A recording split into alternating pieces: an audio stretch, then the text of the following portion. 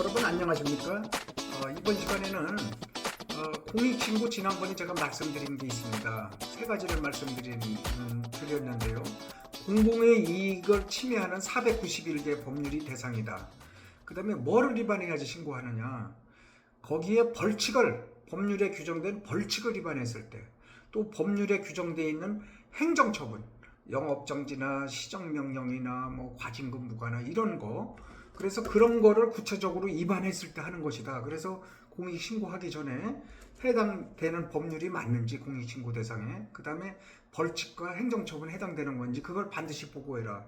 그걸 만약에 보고하지 않고 그냥 대충 감으로 했다가는 내가 낭패를 당하고 신분상 불이익을 당하고 신분이 공개되고 잘못되는 문제가 발생된다. 그래서 여러분들이 그 점을 좀 신경 쓰셔야 되겠다, 이런 말씀을 제가 드렸어요. 그러면 오늘은 그러면 공익신고라는 거는 언제 해야 되는 거냐, 그런 걸 이제 말씀을 드려보겠습니다. 공익신고는 공익침해 행위가 발생하였거나 이미 발생된 공익침해 행위, 그 다음에 발생할 우려가 있다는 사실까지도 돼요.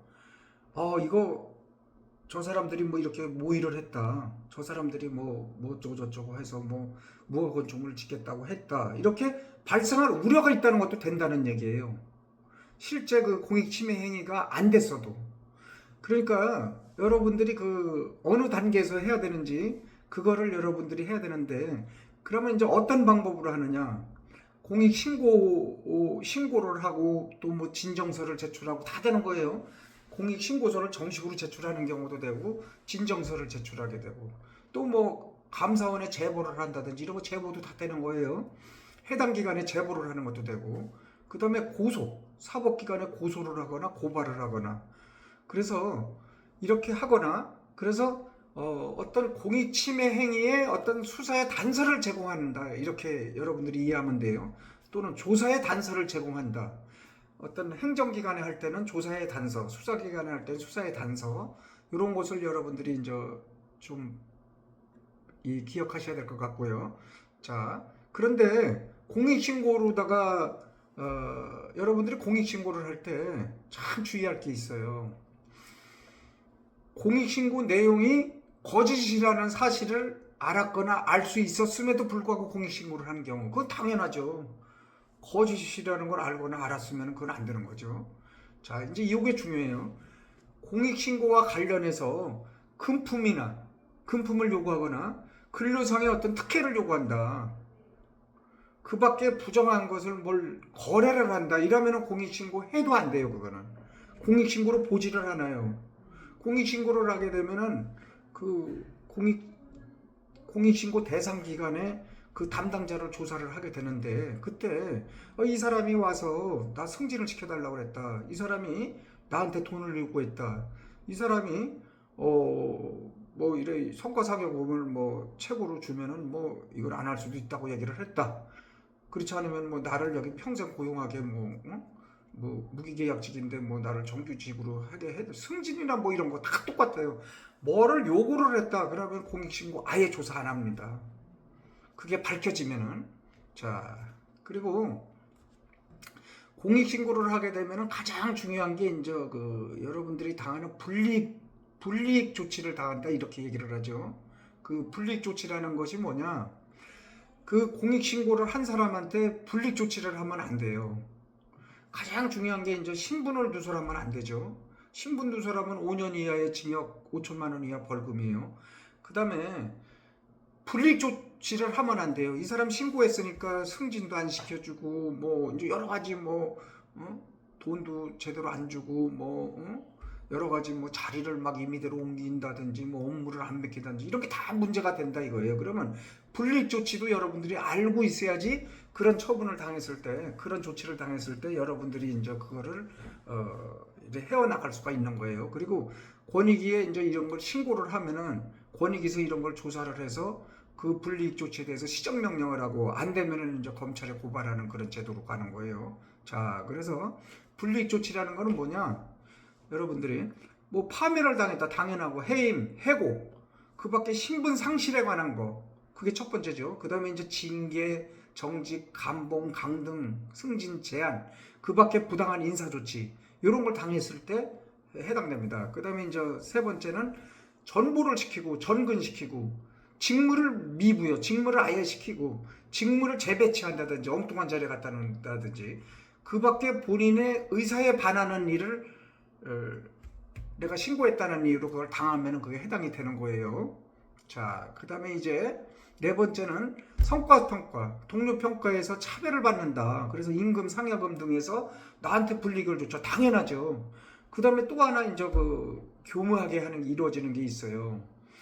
교육, 훈련 등 자기개발 기회를 안 준다. 또 예산 또는 인력을 가용 자원을 주지 않는다. 나한테 무기계약직을 붙여줘서 일을 하게 하다가 그걸 전부 다 안 붙여주고 다른 데 붙여줬다든지 그 다음에 이제 비밀을 취급할 수 있는데 못하겠다든지 여러 가지 그 근무 조건에 부정적 영향을 미치는 모든 조치를 다 대상으로 한다 이거죠.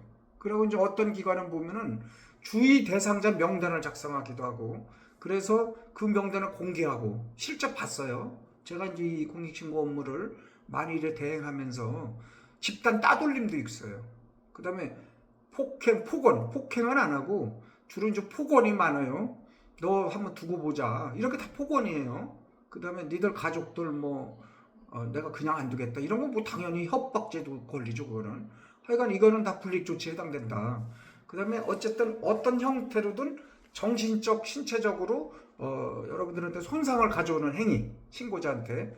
그 다음에 이제 또 이것도 교묘하게 이루어집니다. 직무에 대해서 부당한 감사를 해요. 조사를 하고. 그래갖고서 그 결과를 공개하거나 그거 갖고 징계를 하거나. 그러니까 이런 거 여러분들 잘 들으셨다가 나중에 이런 거 당하면은 바로 신고를 해야 돼요. 권익위에 그거를 어떤 증거를 가지고 신고를 해야 됩니다. 그 다음에 이제 이제 일반인이 이제 신고를 했어. 어느 기관에 또는 어느 회사에 신고를 했어. 그렇다고 해서 인허가를 취소한다든지 어떤 행정적으로 불이익을 준다. 또 민간의 경우에는 물품 계약을 안 하고 용역 계약을 해지시킨다. 그래서 경제적 불이익을 주는 모든 행위까지 다 불이익 조치에 속한다. 그러므로 여러분들이 공익신고는 어떠한 불이익도 받지 않게 돼 있어요. 여러분들이. 그런데 여러분들이 내가 이 신고로 인해서 보이지 않게 어떠한 신분상, 정신적, 신체적 어떤 이런 피해를 겪고 있다. 그러면은 그거는 제 이런 강의 자세히 듣고 여러분들이 한번 보셔야 돼요. 공익신고자 보호법에 제2조의 정의란에 보면은 자세하게 그런 게 돼 있어요. 그래서 우리가 생각 못하는 거 다 법이 지금 보호하고 있으니까 불이익 조치가 두려워서 공익신고를 못하는 일이 없도록 그렇게 여러분들이 신경을 많이 쓰셔야 될 것 같습니다.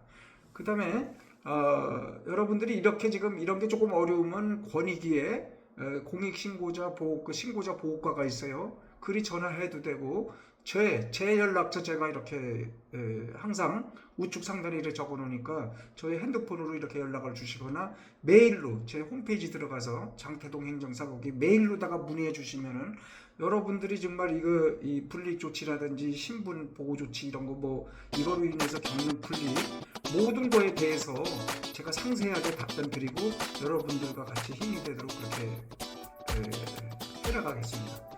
여기까지 경청해 주셔서 대단히 감사합니다.